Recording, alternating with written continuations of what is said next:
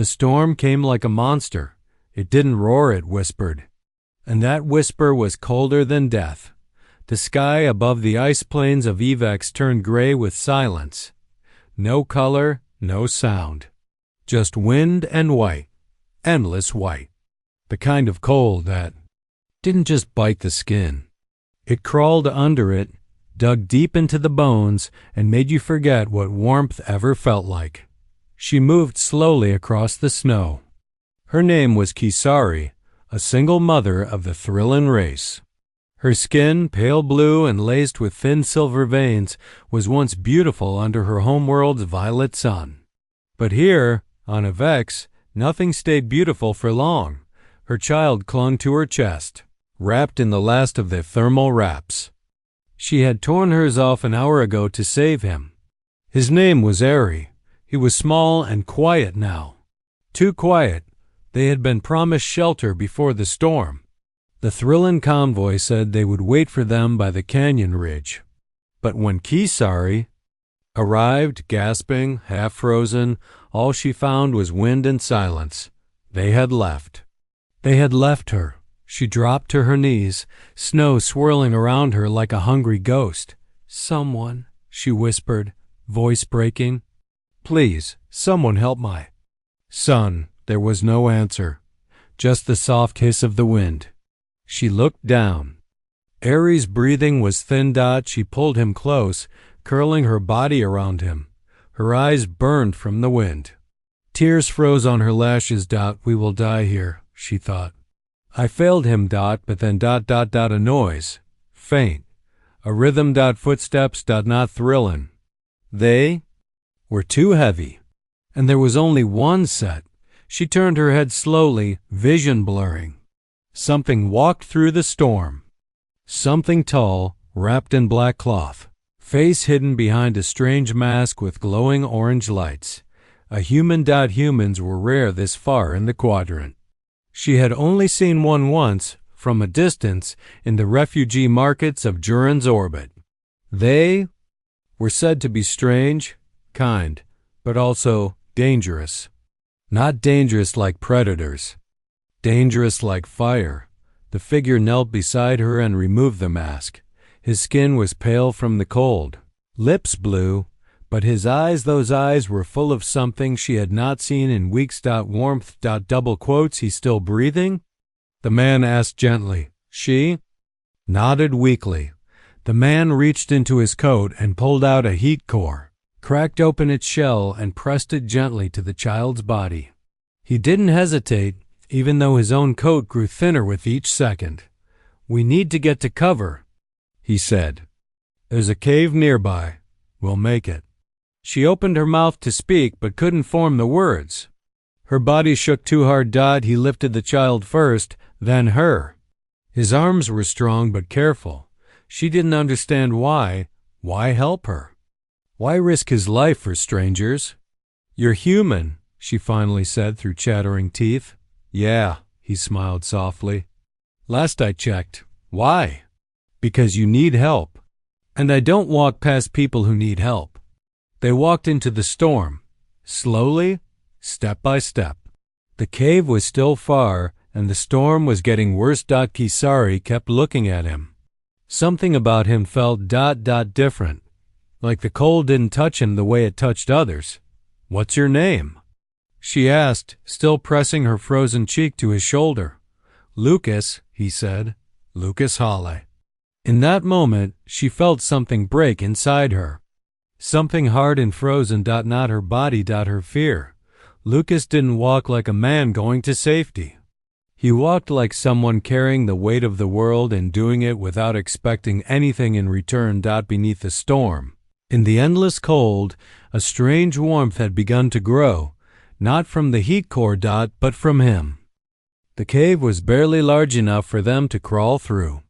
Jagged stones scraped Kisari's arms as Lucas pulled her and the child inside. The air was still cold, but it no longer bit at their skin like the storm did. Here, in this shadowed pocket beneath the frozen cliffs, silence held them like a blanket. Lucas set the child down on a thick layer of his coat. He didn't sit to rest. Instead, he immediately reached for a small cylinder at his belt and tapped it. The soft hum of power filled the cave, followed by a pale red glow. A portable heater. The warmth spread slowly. Not enough to make the cave cozy, but enough to keep them alive. Kisari watched, still shivering. Her arms were wrapped tight around herself, not out of pride, but habit. Thrillin were taught not to show weakness, not to ask for help, not to cry, but she had already broken those lessons. And now, a human of all beings was saving her child. Lucas knelt beside Eri. The child's breathing was steadier now. He brushed frost from the small alien's face, careful not to touch the sensitive silver veins. He's strong, Lucas said, but he needs food and real heat soon.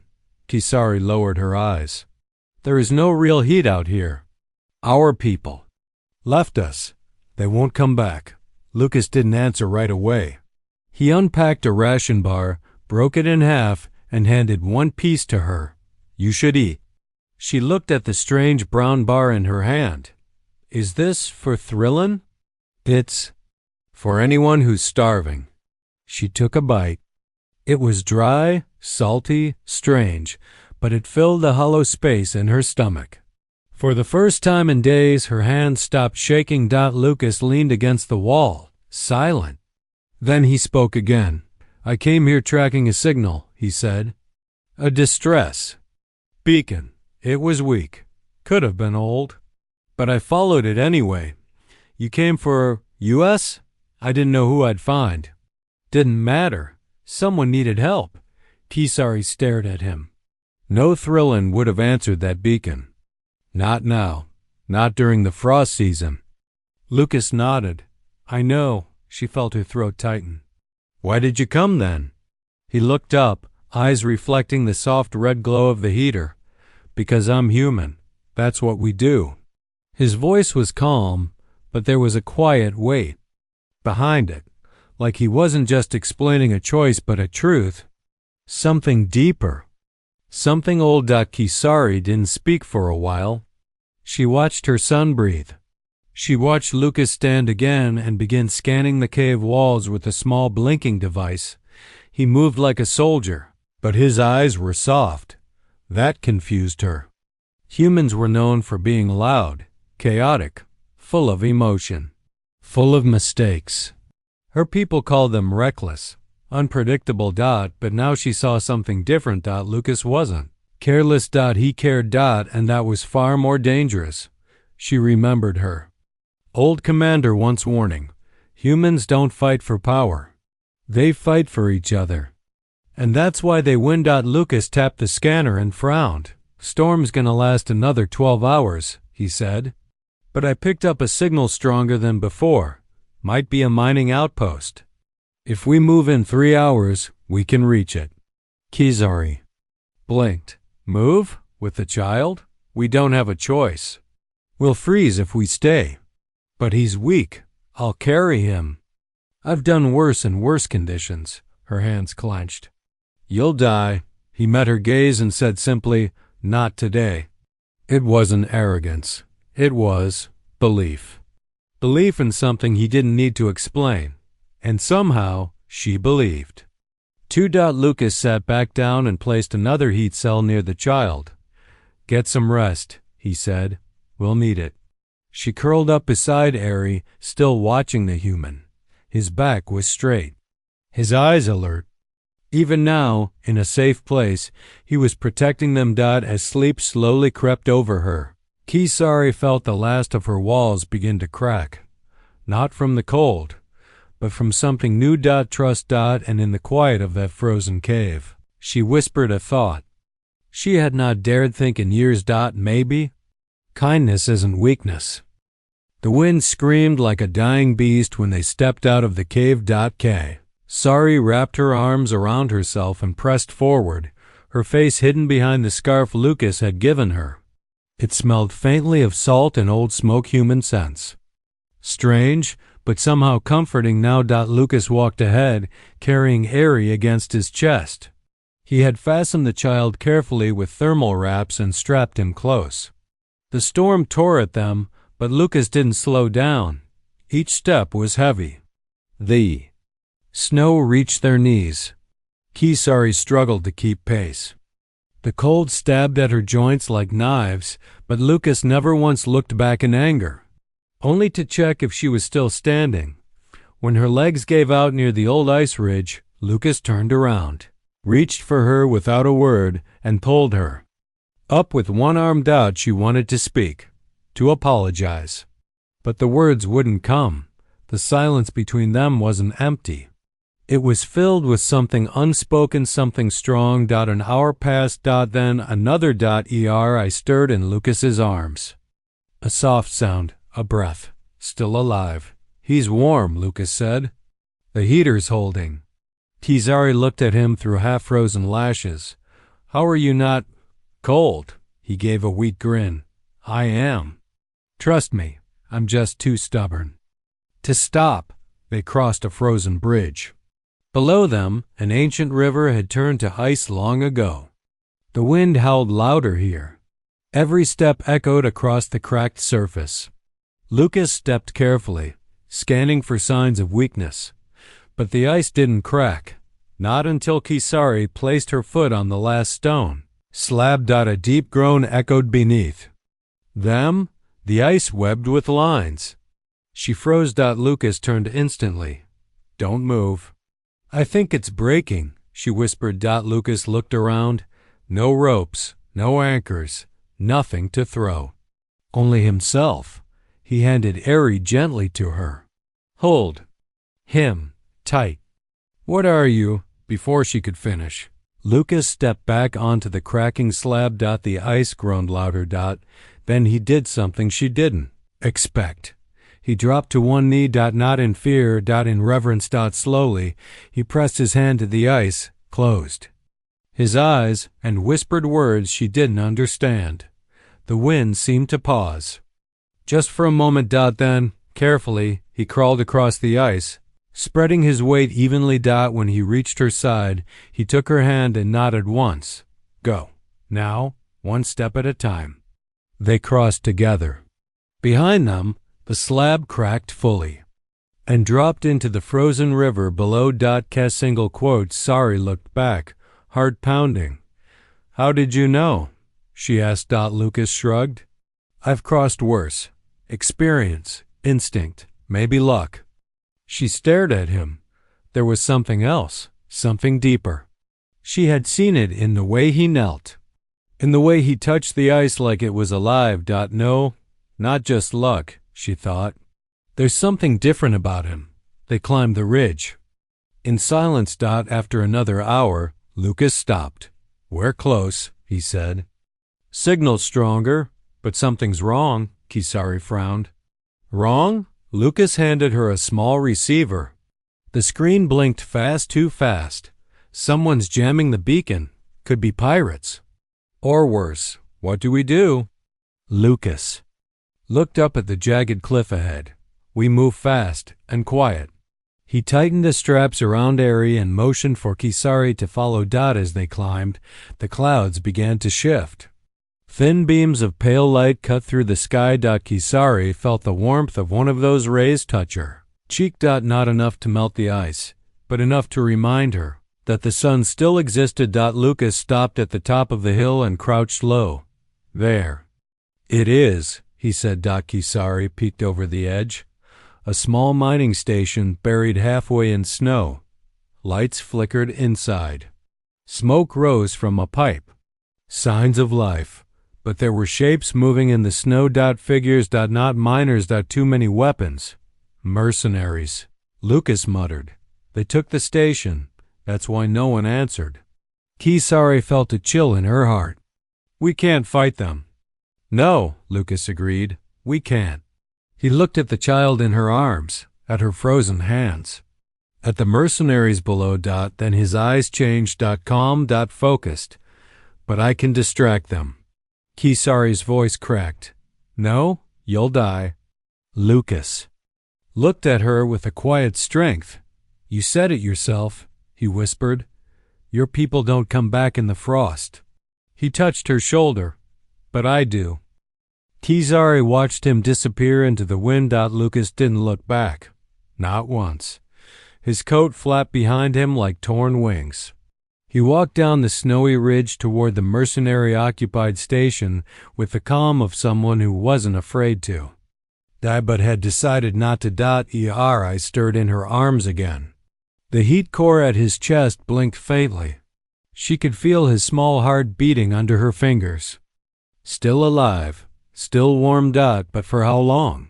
She crouched low behind a ridge of snow, watching Lucas move through the white haze like a shadow. He was alone, no backup, no weapon strong enough to face 10 armed mercenaries.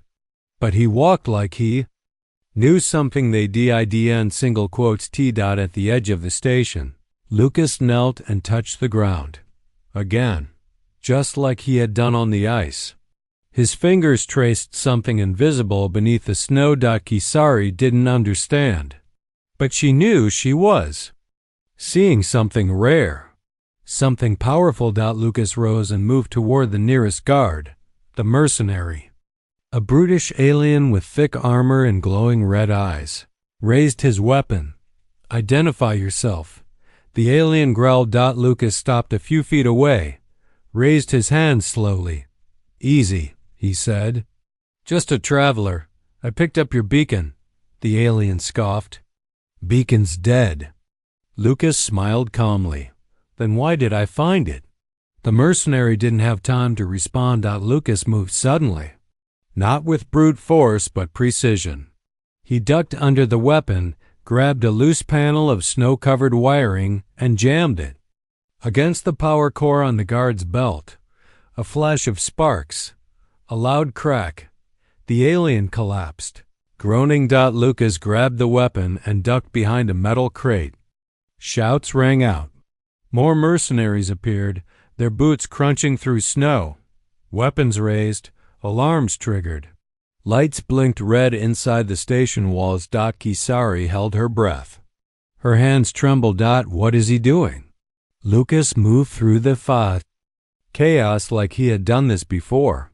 Like he was built for this. Not just trained but wired. Every movement was fast but controlled. He didn't fire recklessly. He used angles, used light, used sound. He was a storm, silent, swift, intentional. One mercenary got too close. Lucas spun behind him, disarmed him in seconds, and used his own momentum to knock 2 others into the snow. Kizaru realized something then. He wasn't just brave. He was skilled in ways her people didn't understand. He was human, but not like the stories. He's more, she thought. Lucas finally ducked into the station's entrance. Doors slammed shut behind him. The mercenaries outside regrouped, shouting into comms, forming tight units. But inside, Lucas had control of the comm system. His voice echoed through the station loudspeakers. "You're surrounded by cold, exhausted, underfed men," he said calmly. "If I were you, I'd walk away while you still can." One of the mercenaries growled, "You're bluffing." But something in Lucas's voice made them hesitate. Kizaru didn't know what would happen next. Her instincts screamed at her to run, to hide, to protect her child. But her heart told her to believe. Minutes passed. Then the lights on the station turned blue. The front doors opened. Lucas stood there, not injured, but breathing hard. Snow dusted over his shoulders. He waved once. "Station's clear," he said. "You can come down." Kizaru stared at him in disbelief. "How?" She whispered. Lucas waited by the door, his figure lit by soft lights now warming the hallway inside. "They didn't expect anyone to stand up to them," he said, "especially not someone alone." He looked at her with tired eyes. "That's the problem with bullies. They only win when people stay quiet." She walked forward slowly, clutching Eri. Her legs were weak, but her heart was strong. Inside the station, it was warm. The air smelled like metal and old fuel. but it was paradise compared to the storm. Lucas took the child gently from her arms and placed him near a medical unit. The warmth sensors blinked green. Healing began immediately. Kisari fell to her knees beside the unit. Tears fell freely this time. Lucas didn't interrupt. He just knelt beside her, silent. "You saved him," she said. "You saved both of us." Lucas looked at her, his expression soft. "No," he said quietly. "You kept him alive long enough for someone like me to help." He stood slowly. "Rest. I'll keep watch." Kisari watched him walk to the window and sit with his back to the door, still alert, still guarding. The storm outside still raged. But for the first time in days, she wasn't afraid. The station groaned softly in the wind, but inside the silence was peaceful. Warm air flowed through the vents. Light pulsed in quiet patterns across the walls. Ari lay inside the medical pod, wrapped in soft light and humming energy. His tiny chest moved slowly, but stronger than before. Kisari sat near him, her back against the wall, trying to understand everything that had happened. Lucas sat across the room, by the main entrance. He hadn't spoken much since they entered. His weapon rested across his lap. His eyes stayed on the door. He hadn't slept. Single quote. Sari finally stood, walked to him slowly, and sat beside him. "You should rest," she said. "Later," Lucas replied, voice low. "Someone always has to be watching." "There's no one left out there." He looked at her. "There's always someone." She studied his face. It was lined with exhaustion, but more than that, it was filled with memories. "Too many for someone so young. How many times have you done this?" she asked. Lucas leaned his head back against the cold metal wall. "Enough to stop counting." "You said you followed a distress signal. Do you always chase signals through deadly storms?" He gave a tired smile. "Pretty much." She hesitated. "Why?" Lucas was quiet for a long time. Then he said, "Because no one came for me." Kisari blinked.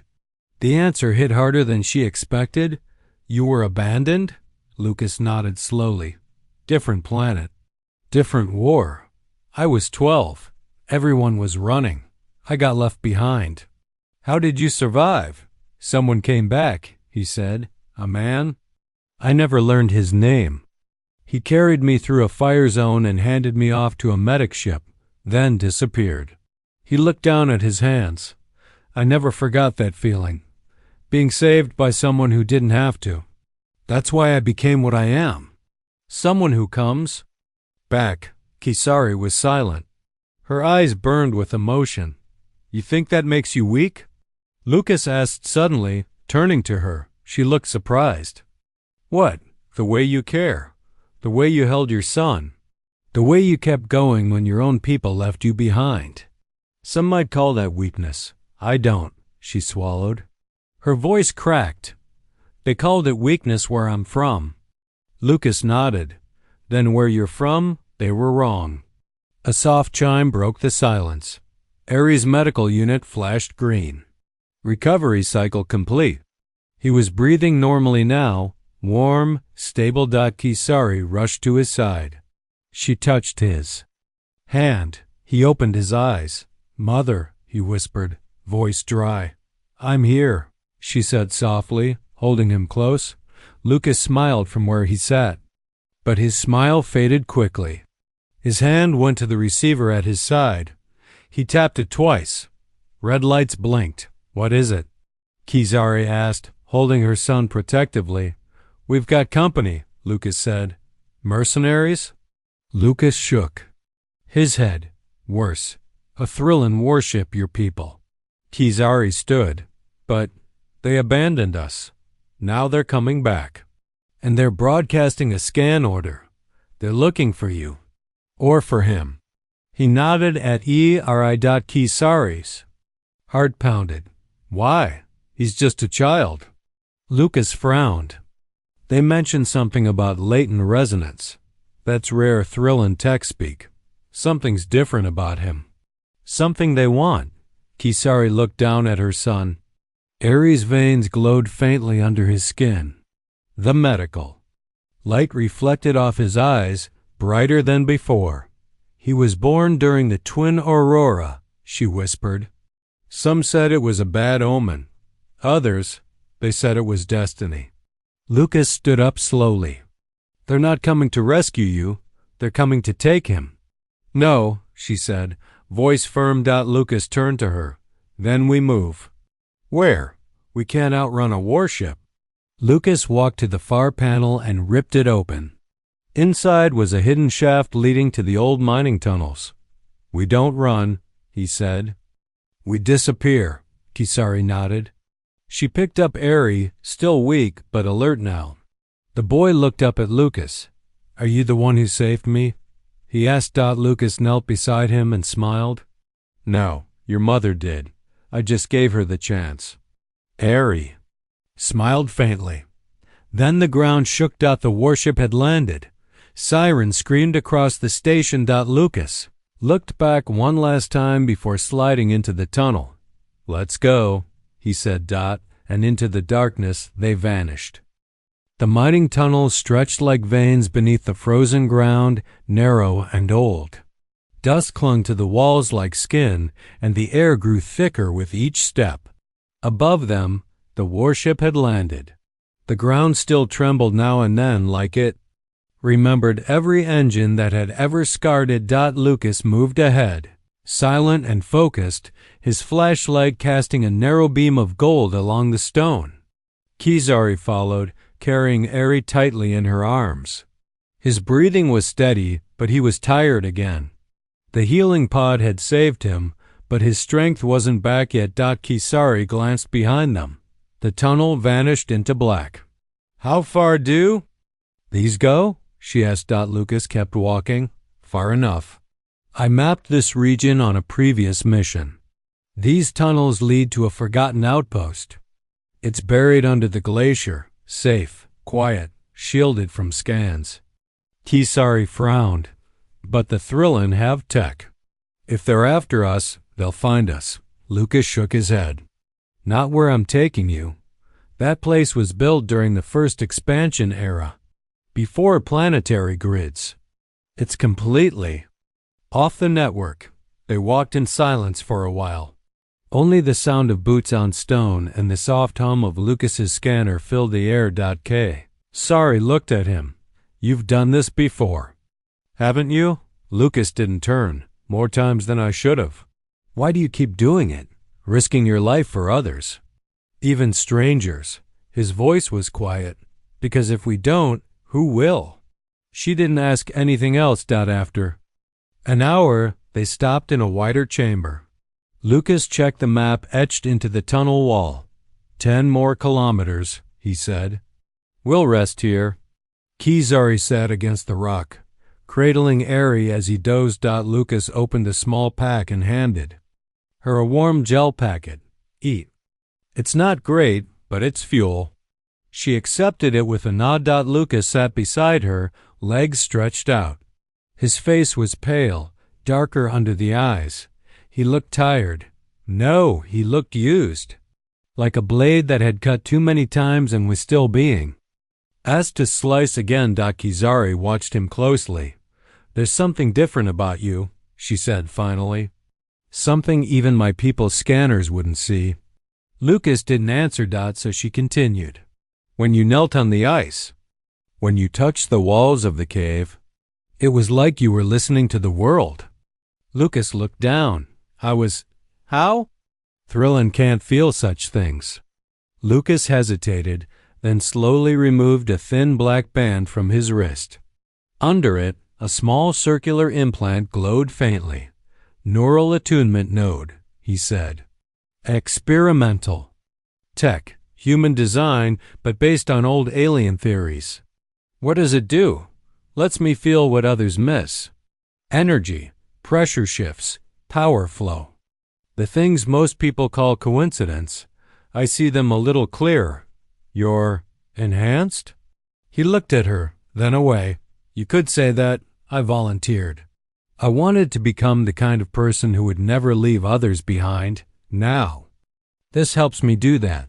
Kisari stared at him, unsure what to feel. Wonder? Fear? Admiration? But deep down, one word rose clearly. Hope. Suddenly, the tunnel lights blinked. Lucas stood instantly. They found the entrance. But how? Eri, he said. His body's giving off signals now. More than before. Kisari tightened her arms around her son. What's happening to him? Lucas knelt and scanned the boy. His face went still. His cells are changing, rapidly. His body's reacting to the cold, the trauma, maybe even the healing tech. Thrillin' children aren't supposed to survive frost exposure this long, but he did. And now Lucas looked up. He's evolving? Evolving? Kisari whispered. Lucas nodded. And your people want to study him, maybe control him, maybe. Worse, they heard the first footstep echo through the tunnel. Lucas stood. You keep moving. Follow this path until you reach a door with 3 rings. Inside is the outpost. Lock it from within. I'll hold them off. Kisari stood too. No, not again. You can't fight them alone. Lucas placed a hand on her shoulder. I was trained for this, built for this. And right now, the only thing that matters is making. Sure that boy lives. You could die, she whispered. He smiled sadly. I've come close before, but not today. He turned and began walking toward the footsteps. Kisari grabbed his arm. Thank you, she said. Not just for saving us, but for being you. Double quotes. Lucas didn't reply. His eyes were already locked ahead. And then he ran. Into the dark. Into danger. And Kisari, holding her son tightly, began to run toward the light at the end of the tunnel, carrying a hope the galaxy hadn't seen in centuries. The final tunnel narrowed to a thin crack in the earth. Kisari pushed through it, scraping her shoulder against frozen rock, clutching Eri tight to her chest. His body pulsed with a strange warmth, now not fever, but something deeper. Something radiant. Behind her, the echoes of boots and weapons still thundered through the passageways, but Lucas's voice had vanished. No updates. No comes. No sign of him. Only silence, the kind of silence that frightened her more than any warship ever could, but she kept running. Because he told her to. Because her son was still breathing. Because someone like Lucas didn't risk his life unless there was still something worth saving. At last, she found the door. A tall metal slab, worn with time, marked by 3 glowing rings. She placed her palm against the center circle. For a second, nothing happened. Then the ring spun. The door slid open with a slow, deep hiss. Warm air rushed out to meet her. She stepped inside. The room was massive. Old tech blinked softly on ancient consoles. Crystalline lights glowed from walls made of stone and alloy. The outpost hadn't seen life in decades, yet somehow it still waited. She set Eri down gently on a soft bench. He was awake now, barely, his skin glowing faintly under his veins. Mama? He whispered. Double quote. You're safe now. But her voice trembled. Not from fear. From grief. Because in her heart she knew what Lucas was doing and what it would cost. She activated the inner seal on the outpost door. Heavy locks clicked into place. The room dimmed, shielded from all outside scans. Still no word from Lucas. Then a sudden burst of static cracked through the emergency speaker. His voice, faint, strained. They're in. Can't hold long. Her hands flew to the console. Lucas, where are you? Doesn't matter. They're after the boy. I led them away. Far enough. A deep breath. They think he's a weapon. They don't know. He's the future. Don't say goodbye, she begged. Wasn't planning to, he said, his voice soft. Just remember. You kept him alive. I only gave him a chance. The line cut. A terrible stillness settled over her heart. For a few moments, she could only stare at the speaker, unable to breathe. But then something happened. Eri stood up. His eyes were wide open now, glowing with a silver light, not human, not thrilling. Something new, something both. Mama, he whispered, I see him. Kizari dropped to her knees, holding him close. You see who? The man? Lucas, he's not gone. Eri pointed to the console. The screens blinked rapidly. One by one, cameras came online. Views of the outside tunnels filled the room. Explosions, heat signatures, movement. And there, in the heart of it all, was Lucas Halla, moving like fire. He didn't run from the mercenaries. He ran through them. His body cracked with energy, his neural node glowing white-hot. Every step he took, every wall he touched, pulsed with power. Eri placed his hand on the console. The outpost lights brightened. The camera zoomed in on Lucas. He gave me light, Eri said softly. I can give it back. Then the room itself began to change. Old systems activated. Ancient code rewrote itself. Kisari stepped back as Eri raised both hands toward the ceiling, and a beam of white light burst into the sky through a crack in the glacier. Above, the Thrillin warship scanned the surface and found nothing. Eri had cloaked the outpost. And below, Lucas stood still for a moment, feeling the wave of warmth brush over him. He smiled, just before the tunnel collapsed behind him, cutting off his escape. Weeks passed. The storm season ended. Kisari and Eri remained hidden inside the outpost, living in the warmth Lucas helped them reach. But one morning, while Eri played with an old data crystal, the outpost scanner beeped. A signal. A single life form approaching the glacier. Kisari rushed to the entrance, her heart pounding, and there he was. Limping. Scarred. Covered in dust and ash. But alive. Lucas Halla. He raised one hand in a weak salute. Told you. Not saying goodbye, he grinned. She ran to him, embraced him, and in that frozen place between two dying worlds, something new began to grow. Not just survival. Not just warmth. But the future. Because sometimes the coldest world only needs one human to make it warm again.